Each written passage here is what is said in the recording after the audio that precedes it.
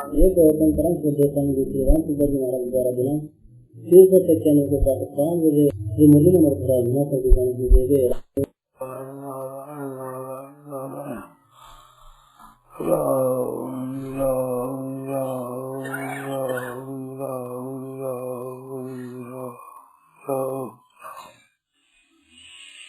नारायण नारायण नारायण नारायण नारायण। अब बोलो महाराज जी, आपने साधन शास्त्र में 2 साधन बताए, निषेधात्मक और विध्यात्मक। तो निषेधात्मक को आपने कर्ण निरपेक्ष और विध्यात्मक को कर्ण सापेक्ष बताया, और निषेधात्मक को प्रबल और श्रेष्ठ बताया। तो निषेध नहीं होने से मानसी होगा तो महाराज जी विधि, तो फिर ये श्रेष्ठ और प्रबल कैसे हो? निषेधात्मक में स्पष्ट हो जाता है, विधि पुष्ट हो जाती है। विधि से साथ में अंतःकरण रहता है, अहम रहता है, और निषेध करने से वो भी मिट जाता है। प्रबलता तो समझ में आई महाराज, श्रेष्ठता समझ में नहीं है। हाँ? प्रबलता तो समझ में आई महाराज जी, अच्छा, श्रेष्ठता समझ में नहीं है। श्रेष्ठता गई, श्रेष्ठता ही कही मैंने अभी। वहाँ श्रेष्ठता क्या हुई कि विधि में मन बुद्धि साथ रहेंगे ना।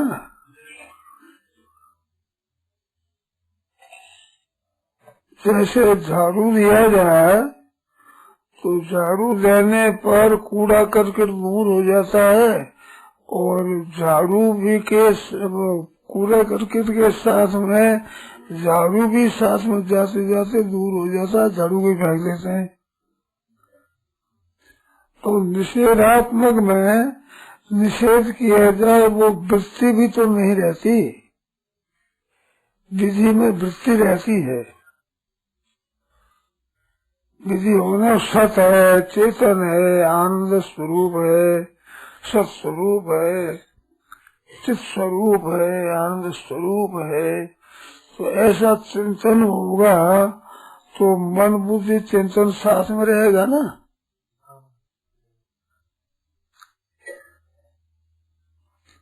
ये 2 तरह के विशेषण है। आप क्या कहते हैं खास पता नहीं है, 2 तरह के विशेषण है, ऐसे 2 तरह के साधन है। तो 2 तरह के विशेषण है, नित्य है, सर्वगत है, स्थान अचल। अब नित्य सर्वगत है ये विध्यात्मक विशेषण हुए। अचल है, ये अचल हुआ, निषेधात्मक हुआ, पर चल नहीं है। तो निषेधात्मक करने से वृत्ति भी खुद भी उसके साथ चली जाती है, निषेध में पीछे रहती नहीं। इसमें बोलो क्या समझे? ठीक है महाराज जी, समझ में आया। सर वो निषेध करने के बाद में साधन की तरफ ही बढ़ता है, फिर वो साधन रहता ही नहीं महाराज, ये समझ में। हाँ, तो रहता नहीं तो ये जल्दी सिद्धि होती है, श्रेष्ठ है, उत्तम है, सुगम है। श्रेष्ठ भी है कि जड़ता है वो रहती है नहीं, इस बात को लेकर विलक्षणता है। इसी तरह से ये कर्ण निरपेक्ष में यही बात है।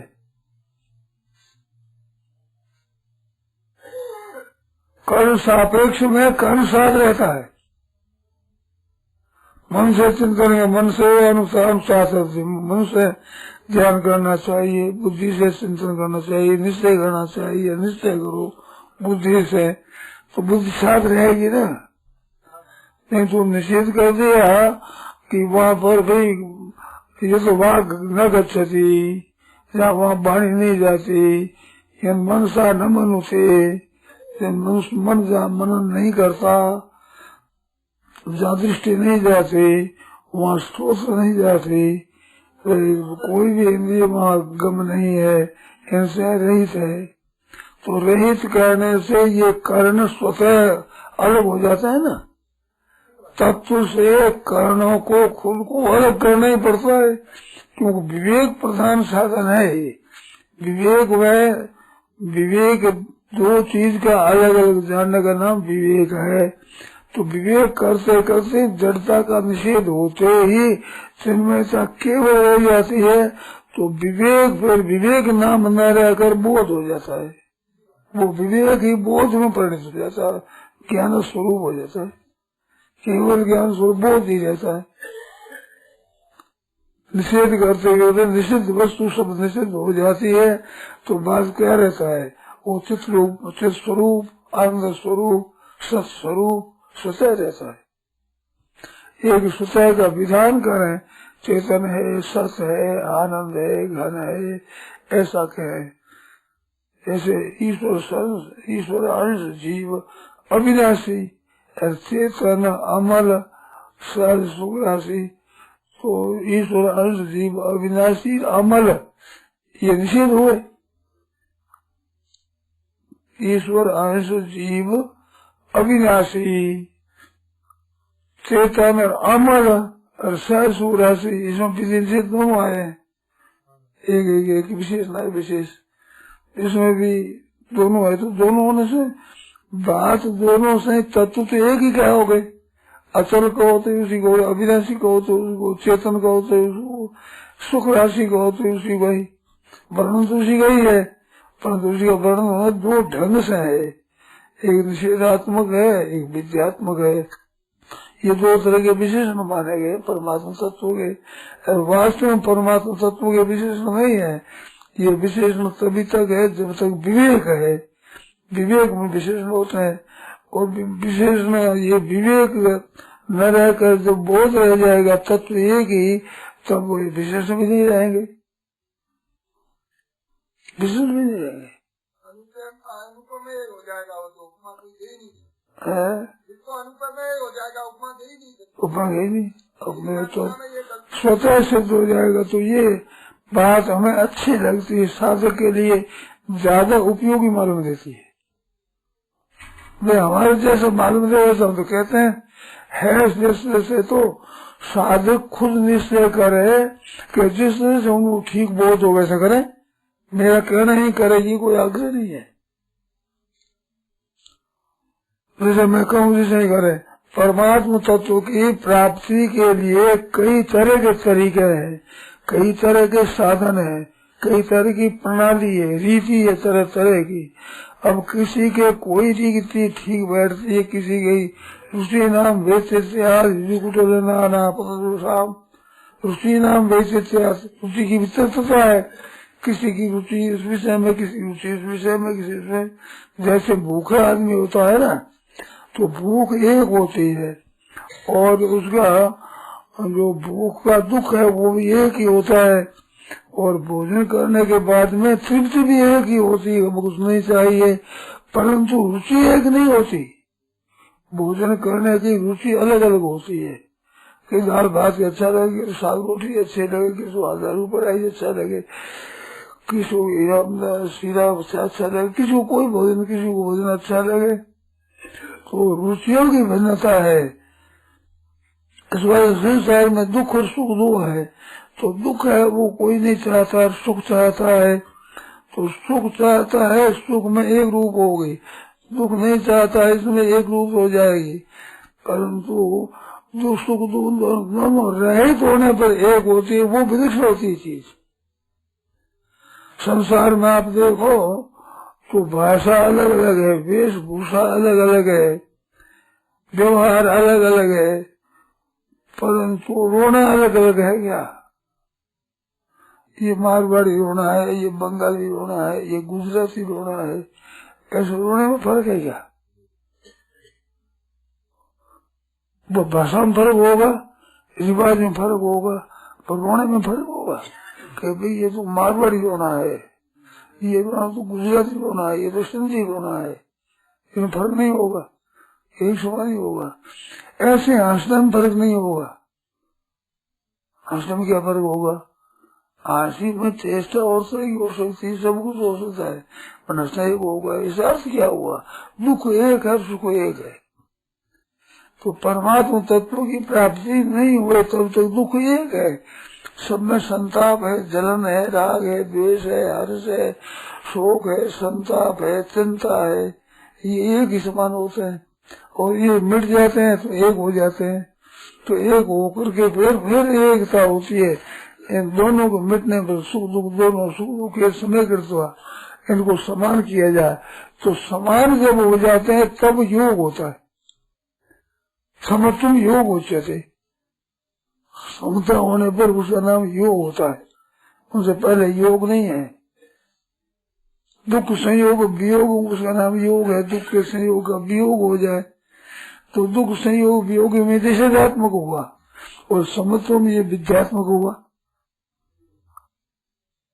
दुख संयोग वियोग तो संसार के संबंध का विच्छेद और समत्व ये परमात्मा की प्राप्ति, परमात्मा का स्वरूप। दोनों को योग कहा भगवान ने। योग की दो ही परिभाषा करी भगवान ने, दुख संयोग वियोगम तो दुखों का चिंता भाव और समता परमात्मा तत्व की प्राप्ति। फिर इसमें दोनों में एक हो जाता है। एक विद्यात्मक है, एक निषेधात्मक है। तो निषेधात्मक है वो जो बड़ा श्रेष्ठ है, अच्छा है, उत्तम है।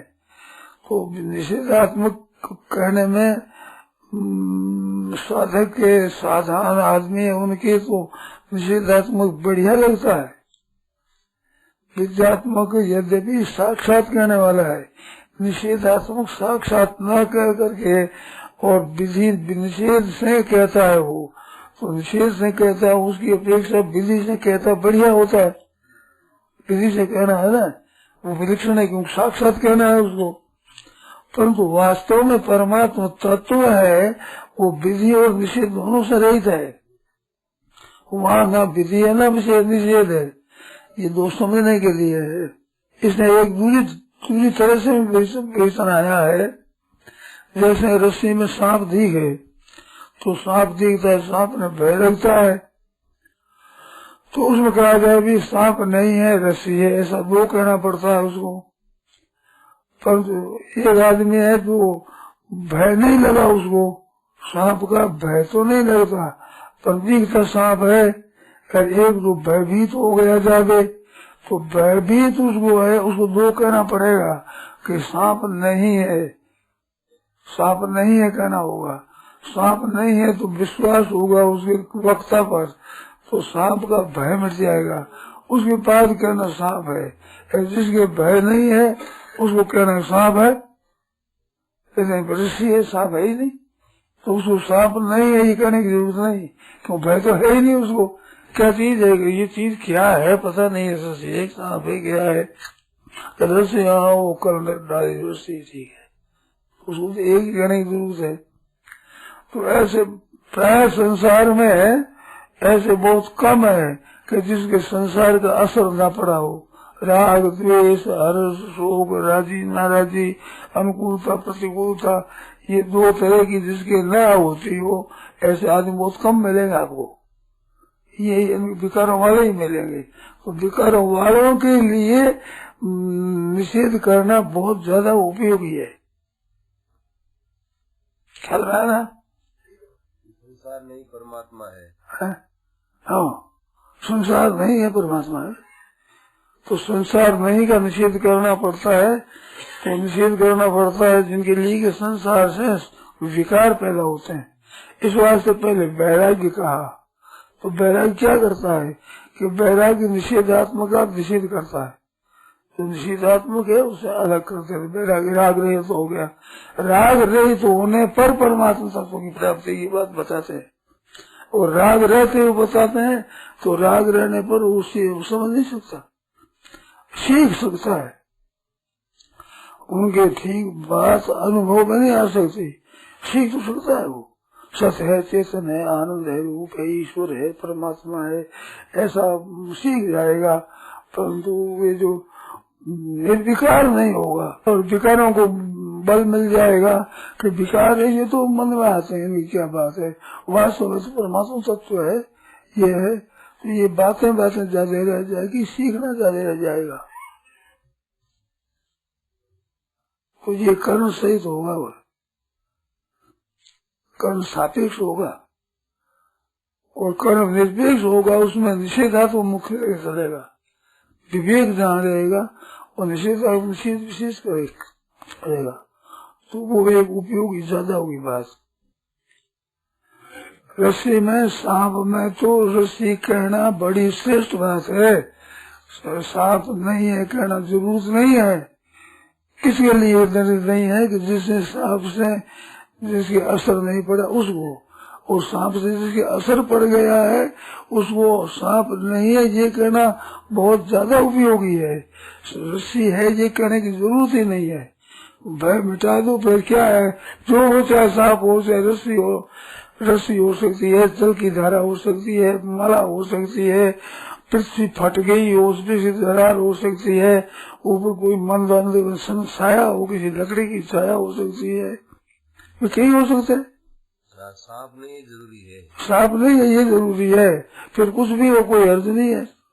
तो इसकी आवश्यकता ज्यादा है हर एक के लिए। इस बात से कर्ण निरपेक्ष साधन हमें बढ़िया मालूम देता है इन हेतुओं से। पूर्व मेरे को जाएगा। अब रस्सी है, रस्सी भी हो सकती है, माला भी हो सकती है, फटी हुई पृथ्वी भी हो सकती है, ऊपर कोई वृक्ष की छाया हो तो एक डंडे की छाया भी हो सकती है, वो जल की धारा भी हो सकती है। भयोत्पादक वस्तु नहीं है, भयोत्पादक वस्तु नहीं है, तो इसका निषेध करने बहुत आवश्यकता है।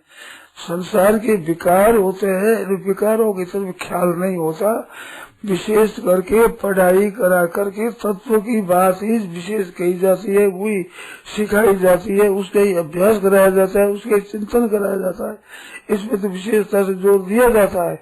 परंतु राग द्वेष हर्ष शोक है इस तरफ विचार नहीं किया जाता है ज्यादा।